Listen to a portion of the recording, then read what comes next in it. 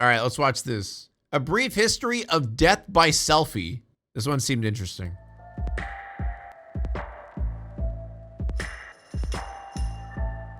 We all love our selfies, right, Chad?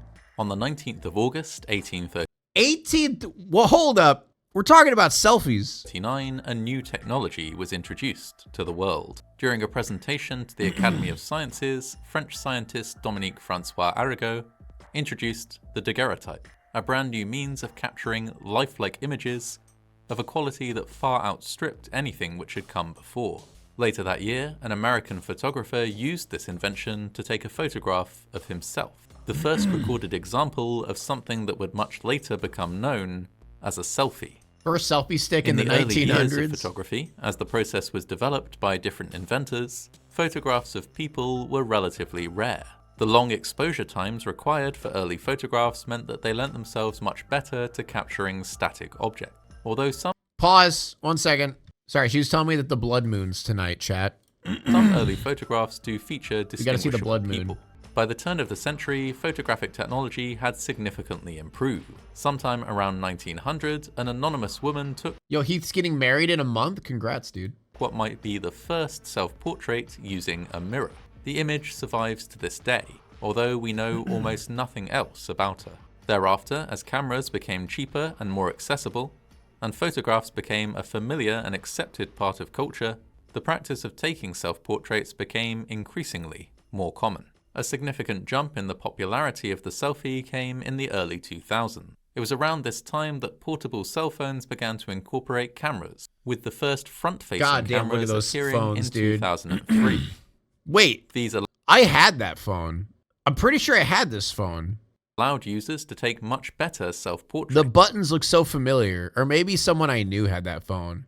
as, unlike with other devices, they would be able to see exactly what was in shot. Old. Shut up, okay? I'm not By old. 2002, the word I'm selfie distinguished. was in common usage. The first recorded instance of its use in a written form was on an internet forum in 2002. A man named Nathan Hope was posting on the forum to ask for advice regarding dissolving stitches that had been used on an injury he sustained following a drunken fall. He shared a picture of himself, and when asked for more detail, he wrote, "Drunk at a mate's 21st, I tripped and landed with front Ow. teeth coming a very close second on a set of Ow. I had a hole about 1 centimeter long. Dude, right I don't through want to my see bottom this. lip. And sorry about the focus. I don't want to see this. It was a selfie. A little more than a decade Okay, later, good. in 2013, the word was in such common usage that it was added to the Oxford English Dictionary. First, let me By take a this selfie. time, as social media became more and more popular, many people had begun to enjoy sharing dramatic and interesting selfies. One of the first instances of someone losing their life while attempting to take a selfie took place on the 31st of May, 2014. Oh, goody. It was just after midnight when 29-year-old amateur pilot Amritpal Singh took off in his Cessna 150 two-seater aircraft from Front Range Airport in Adams County, Colorado. I call these deaths natural With selection. him was Well, one yeah. passenger, 31-year-old Jatinder Singh, a musician who was in town for a concert, to whom Amritpal had offered a free sightseeing trip in his fixed-wing, single-engine plane. Oh, that is a rough way to go, man. Getting a free trip and then dying. Shortly after takeoff, Amritpal lost control of the aircraft. It stalled and then crashed into an open field beside a road, but was not discovered for nearly 6 hours. Oh my God. By the time police did locate the wreckage, both men had passed away from injuries sustained in the crash. A GoPro camera and mobile phones recovered from the wreckage informed the subsequent investigation. It became clear from GoPro footage of previous flights that Amritpal would often spend time at the controls of the plane, taking pictures of himself or his passengers. What? You're flying a fucking plane, bro. What? Including taking What are you pictures taking with a the flash selfie while for? flying at night, and taking pictures during the plane's initial takeoff. The GoPro video did not cover the fatal flight, but investigators were able to find no other reason why Amritpal, who had over 700 flight hours and appropriate training to respond to in-flight stalls, would have lost control in the manner observed. Dude, if he actually died from actually taking a selfie, like, ask your friend to do it. Your friend's right next to you. Just say, hey, bro, can you take a picture of me real quick? Their conclusion was that an ongoing distraction, most likely the taking of photographs, had caused him to lose track of the plane's position and orientation and then lose control of the plane. What the fuck? What an idiot, dude. On the 9th of August 2015, 32-year-old David Lopez joined his friends for a trip to the town of Villaseca de la Sagra, one of many towns across Spain that takes part in the annual tradition of the running of the bulls. This yearly event usually takes the form of a race through the streets with... Did bro take a selfie in front of a bull running at him? Thank you so much, Haven. I bet you that some edgy folks will do freaky rituals during the blood moon, maybe. Yeah, that's going to be me.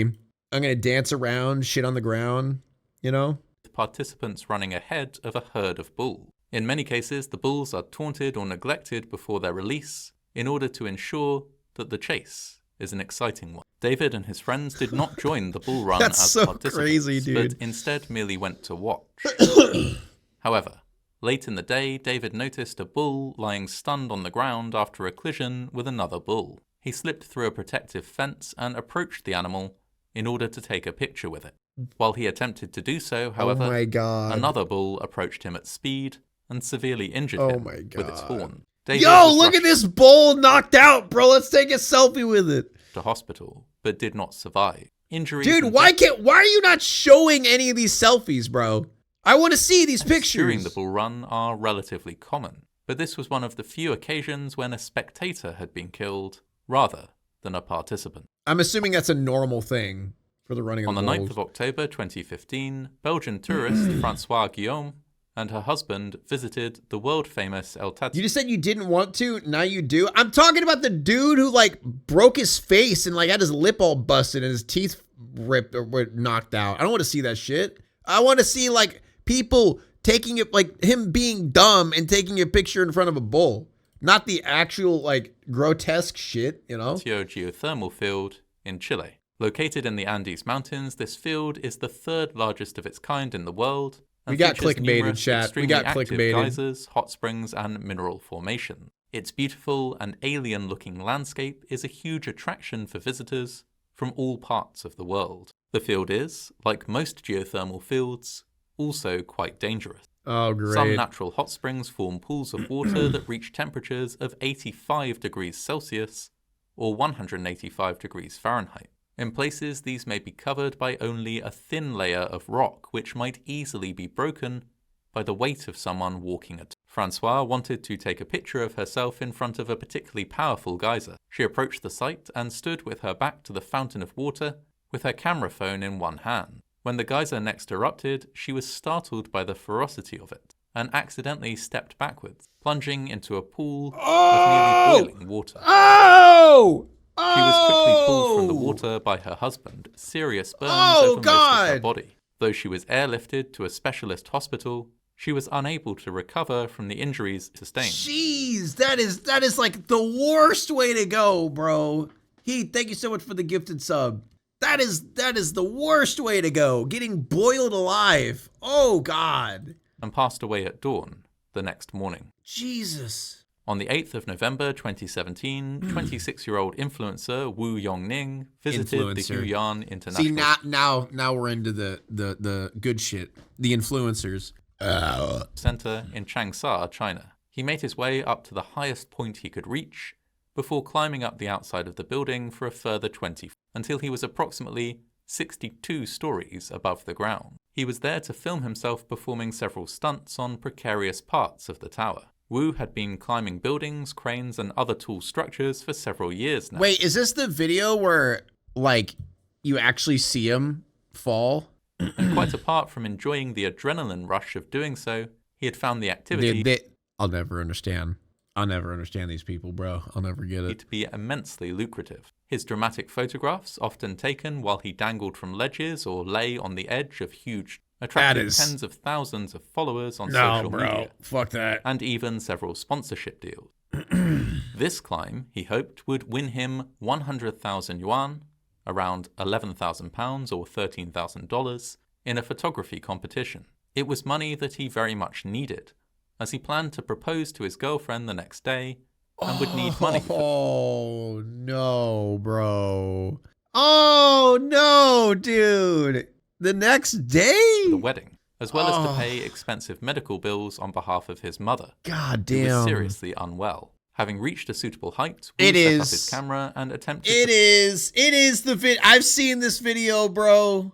Yep, is the video. to perform a stunt where he hung from the edge of the building and performed several pull-ups. It was something he had done many times before in different settings. Dude, I remember when I saw it the first time, I thought it was like fake. I thought it was like a green screened edited video or something like that.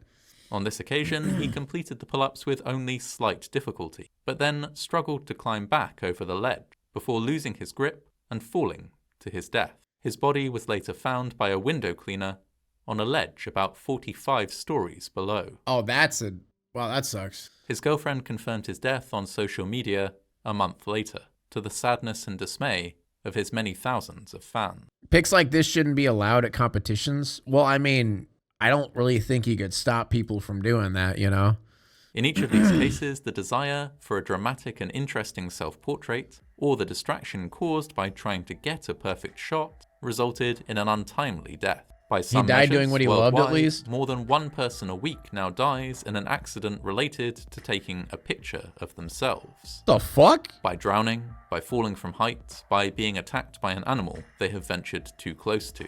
It's a legacy that the first people to photograph themselves more than 100 years ago could never have imagined. Dude, it's just clout chasing, man.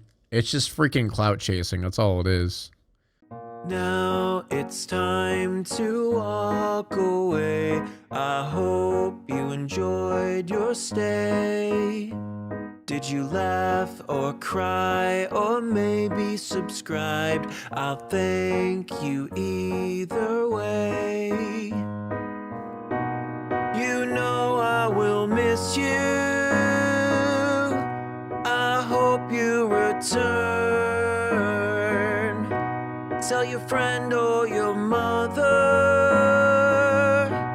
to get me more views, please.